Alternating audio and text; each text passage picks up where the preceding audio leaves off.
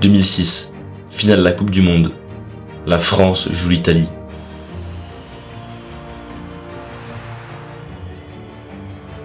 « 1-1. 107e minute de jeu. Pas ça. Pas du tout avec pas ça, et c'est là que l'impensable se produit. Oh non, pas ça. Pas aujourd'hui, pas maintenant, pas après tout ce que tu as fait.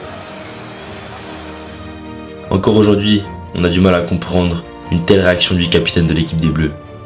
C'est insensé que l'un des meilleurs joueurs de foot du monde puisse faire quelque chose de pareil à ce stade de la compétition. Mais que s'est-il passé ? Fatigue, stress, pression de l'événement, tant de facteurs ont influencé sa réaction. Mais donc, faut-il voir le stress comme l'ennemi de la performance ? Imaginez-vous que vous soyez un athlète professionnel et que vous ayez une compétition importante dans quelques jours. Vous êtes concentré, motivé et vous sentez la pression monter. Même si cela peut être stressant, ce stress peut être une source de motivation supplémentaire pour vous aider à mieux performer et à donner le meilleur de vous sur le terrain. Maintenant, imaginez-vous que vous participiez à un match amical sans enjeu important. Vous pourriez toujours être motivé, mais il est impossible que vous ayez la même motivation et la même concentration que s'il y avait un vrai enjeu. Dans ce cas, vous ne pourriez pas faire votre meilleure performance. Il y a une relation subtile entre le stress et la performance. Lorsque les athlètes subissent la bonne quantité de stress, ils sont souvent brillants. Cependant, à trop faible dose, le corps ne se mettra pas en éveil et à trop forte dose, il y aura une baisse de la performance. Mais comment trouver l'équilibre ? En 1908, les psychologues Robert Yerkes et John Dodson ont remarqué un étroit lien entre la performance et le stress. C'est la théorie en U inversée. Il faut savoir que la forme de cette courbe est différente pour tout le monde, mais elle est principalement influencée par 4 facteurs clés. Le manque de contrôle de la situation, par exemple être dans les bouchons alors qu'on est en retard à son match, l'imprévisibilité, ne pas savoir le niveau de l'adversaire, ne pas savoir contre qui on va jouer, ou alors la nouveauté, par exemple avoir un nouveau coach ou des nouveaux coéquipiers, ou encore la personnalité menacée, comme par exemple se faire juger sur l'une de nos performances. Le graphique ici se divise en 3 parties. Le côté gauche nous montre ici la situation où les sportifs ne sont pas mis au défi. Ici, il n'y a aucune raison de stresser car la situation est vue comme banale et très peu stressante. On n'est pas très motivé. Le côté droit, lui, nous montre la zone où les sportifs s'effondrent sous la pression. Ils commencent à être submergés par la panique et le stress et ils ressentent un grave manque de contrôle de la situation.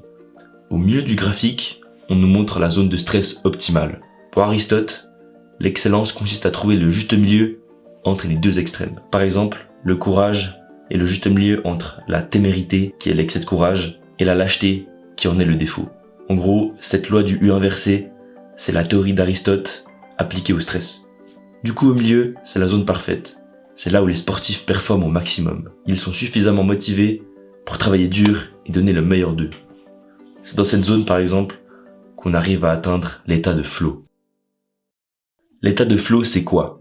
D'après Wikipédia, c'est un état mental atteint par une personne lorsqu'elle est complètement plongée dans une activité et qu'elle se retrouve dans un état maximal de concentration, de plein engagement et de satisfaction. C'est le psychologue Mihaly Csikszentmihalyi qui a élaboré ce concept de flow en 1975. Il fait référence à un état de psychologie optimale.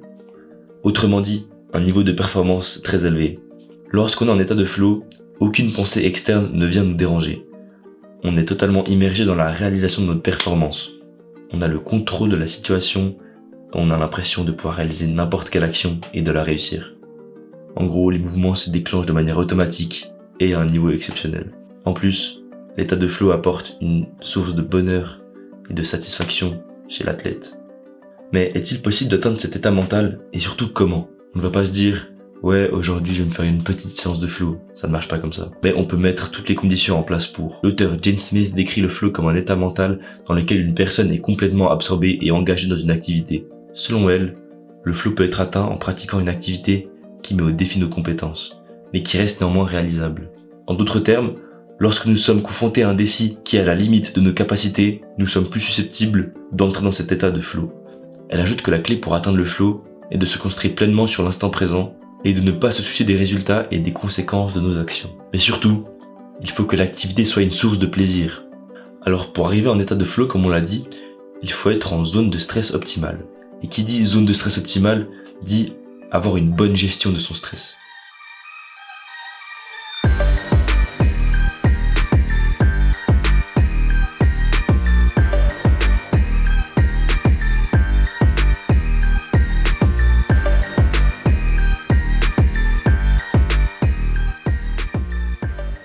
je m'appelle Nathan Marchand, j'ai 25 ans et puis je fais du hockey sur glace à Fribourg-Gotteron.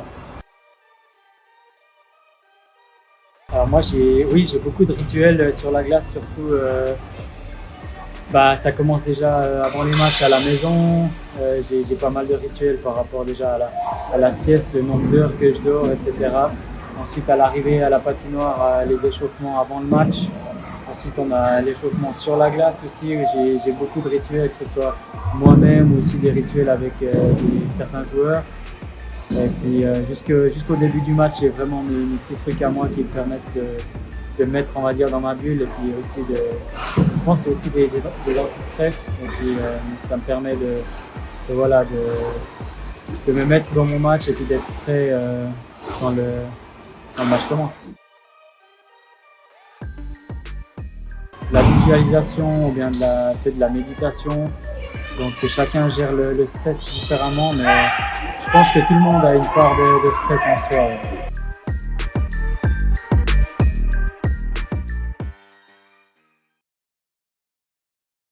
Beaucoup d'athlètes vont dire que typiquement des routines ou des rituels, ça va leur permettre d'apporter effectivement quelque chose de connu dans un moment qui est complètement inconnu en fait. On ne sait pas qui va gagner. Ça leur permet d'apporter en fait de la certitude là où il y a de l'incertitude. Ça leur permet d'apporter du contrôle là où il peut y avoir un manque de contrôle. Je peux agir de mon côté, mais en face, comment ça va se passer? C'est toujours les mêmes gestes. D'abord la jambe gauche, toujours. Chaussettes, chaussures. Puis la jambe droite. La pleine conscience. La pleine conscience est une technique inspirée par le bouddhisme et le yoga. Le but est de se focaliser sur les moments présents. Cela permet de dévoiler ce que l'on ressent à l'intérieur, comme par exemple nos sentiments, nos émotions. Nos pensées sont concentrées sur le moment présent et cela nous empêche de douter. En fait, il s'agit tout simplement d'accueillir ce qui vient sur le moment. Quand je danse, je danse. Quand je dors, Montaigne. Cela signifie qu'il est préférable de prendre conscience de l'instant présent, d'être là, dans ce que je fais pour vivre pleinement chaque moment de ma vie. Des sportifs comme Novak Djokovic, Erling Haaland ou encore Michael Jordan pratiquent cette technique de pleine conscience. Et les résultats prouvent que cette technique est réellement utile. La pleine conscience nous permet de réduire le niveau de stress, de favoriser la performance, de favoriser l'estime de soi, et en plus, elle renforce l'état de flow. La visualisation mentale est une forme de préparation qui s'appuie sur les forces de la pensée positive. We cut the root into the tiniest details, so when I was visualizing it, I would visualize with every single muscle which was necessary for each move. Tu penses ta technique pour t'entraîner à la faire en vrai. Vous allez me dire que c'est bidon, mais ça marche. De grands sportifs comme Tiger Woods, Roger Federer ou Vincent Kompany pratiquent la visualisation régulièrement. Comme pour la pleine conscience, la visualisation mentale réduit le niveau de stress, développe l'estime de soi, optimise la performance et j'en passe.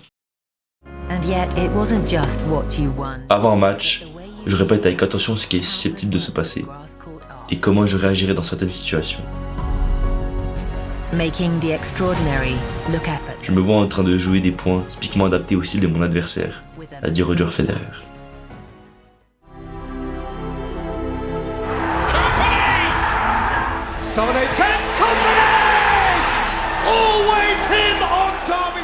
Blessé en regardant les matchs, j'imaginais comment contrer telle ou telle attaque, quelle passe faire, et j'ai appris qu'on pouvait progresser même sans pouvoir s'entraîner, a dit Vincent Kompany, un ex-footballeur.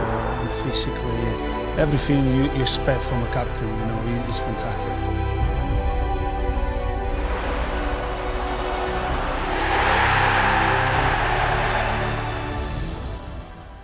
Néanmoins, avec toutes ces techniques que je vous donne, il ne faut pas négliger l'entraînement. Seul lui nous permet d'apprendre à nous connaître et d'acquérir de la confiance. En conclusion, le stress n'est pas toujours l'ennemi des sportifs. Il peut agir comme une source de motivation et de stimulation pour atteindre le niveau de performance optimal. Cependant, il est nécessaire de trouver un équilibre et de comprendre que chacun subit le stress et la pression d'une manière différente. Le fameux état de flow est l'objectif ultime de chaque athlète, là où la performance atteint son paroxysme. Et en fin de compte, il est important que les sportifs et les athlètes apprennent à gérer leur stress, en utilisant comme par exemple les deux techniques que je vous ai présentées, que ce soit sur un terrain de football, dans une course de Formule 1 Dans n'importe quelle autre activité, la clé de la performance est l'équilibre entre trop et pas assez de stress, afin de se donner les meilleures chances de réussir. Et comme l'a dit l'écrivain Laurent Gounel, le stress n'est pas un ennemi à abattre, mais un compagnon de vie à comprendre.